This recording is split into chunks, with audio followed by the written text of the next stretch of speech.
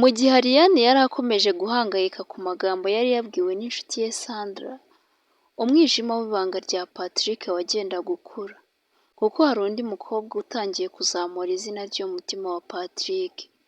Uwo mukobwa yitwaga Nadine. Nongeye kuguha ikaze kandi ku Musanzu Media, njye ndi Secret nk'ibisanzwe. Iyi ni ya nkuru twise ijambo ry'ukuri, ni episode ya 4. Nadine yari afite ubwiza busekeje, yari ufite ubwiza bukurura abantu, ndetse n'akanyabugabo k'umuntu umenyereye guhora atsinda iteka. Uretse kuba yari mwiza, yari afite ikimero gishobora gukurura buri umwe wese, akanagira imbaraga zigaragaza ko ari umuntu uzi kwihagararaho uko byagenda kose. Patrick ngo bwa mbere ahura na Nadine bahuriye mu nama y'akazi.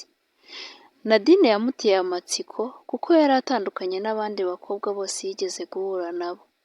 Yari afite ikimero cyakurura buri umwe wese, afite ubwitonzi ariko bwiganjemo uburiganya, afite ubushishozi bwo gutega amatwi, kandi akagira uburyo bwihariye bwo kugaragaza amarangamutima ye. Aho niho yaberaga umuhanga cyane. Patrick yakundaga kumva amagambo ya Ariane kenshi, akavuga ati uriya mukobwa afite ikintu gitandukanye n'abandi bakobwa. Ati ntibyoroshye kubisobanura, ariko numva hari ikintu kimfata mu mutima wanjye gituma mbona ko ashobora kuba atandukanye n'abandi bakobwa. Iminsi yagiye yicuma, Patrick nawe yakomeje guhura na Nadine mu buryo bw'ibanga. Baganiraga amwe mu magambo y'urukundo, ariko yose yagiye ahishwa ku buryo imbere ya Ariane ibyo bitigeze bigaragara. Nadine nubwo yari azi neza ko Patrick akunda Ariane, ntiyigeze akuraho umugambi we wo gukomeza gucudikana na Patrick. Ntibyigeze bitinda, turumva Nadine aseka mu ijwi ryoroheje. Patrick, sinigeze ngambirira cyangwa nshaka kubangamira urukundo rwawe na Ariane. Ariko se basi wowe uzabasha kwirinda kunkunda? Patrick nawe aseka cyane, ariko mu ijwi ryoroheje kandi ryihagazeho, agira ati Nadine, ibyo ntibyoroshye. Urukundo rwanjye kuri Ariane ni rwo nyakuri, ariko nanone mu mutima wanjye uri umuntu wihariye. Aya magambo yari nk'igitambara gikingira ukuri. Patrick yari atangiye gutwarwa n'amarangamutima ye, kandi nta nubwo yigeze atekereza uburyo bwo kubihagarika. Nadine nawe ntiyashakaga guhishira amarangamutima ye kuri Patrick, ariko yari azi neza ko agomba kwitonda. Mu rundi ruhande, Sandra yakomeje gukurikirana amakuru yose. Yabonye Nadine ari we wateganyijwe kuba ibanga rya Patrick, ibyo arabimenya arabibika. Gusa ibyo yabonye byari bihagije kugira ngo yumve ko Ariane agiye kugwa mu kinyuranyo gikomeye mu rukundo rwe na Patrick.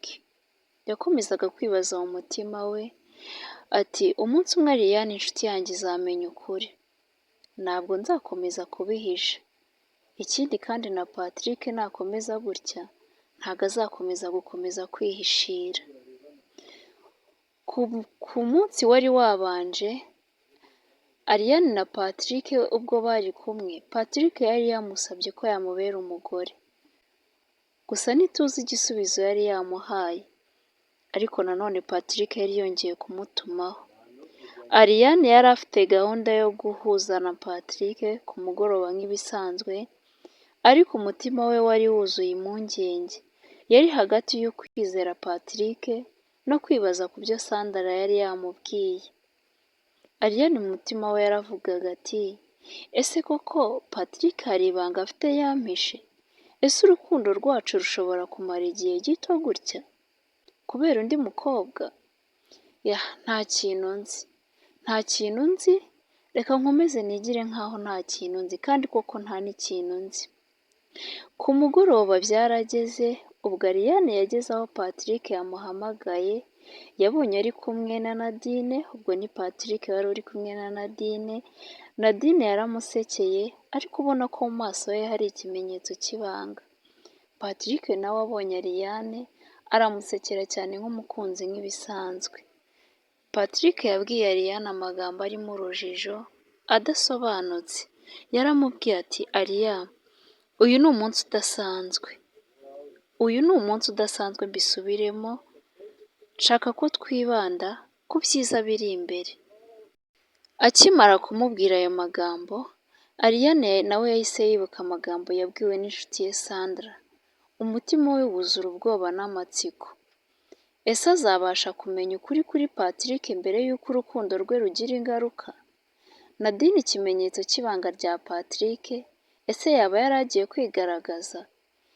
Ijambo ry'ukuri ryari ritaratangira, ariko ibanga ryo ryari rikomeje kugenda rifata ingufu.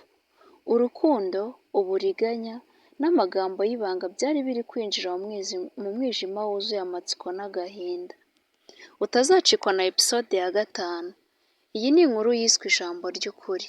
Ni Umusanzu Media nk'ibisanzwe, kanda subscribe niba utarayikora kugira ngo ujye ukomeza kudukurikira 5/5, ukande like kugira utwereke ko turi kumwe, ukore share ku nshuti zawe nabo bazashobore kuryoherwa n'iyi nkuru, icaho buri kuwa mbere, kuwa gatatu no kuwa gatanu, mwibutsa yandikwa na Maître Ngabonziza César, mukayigezwaho nanjye Secret.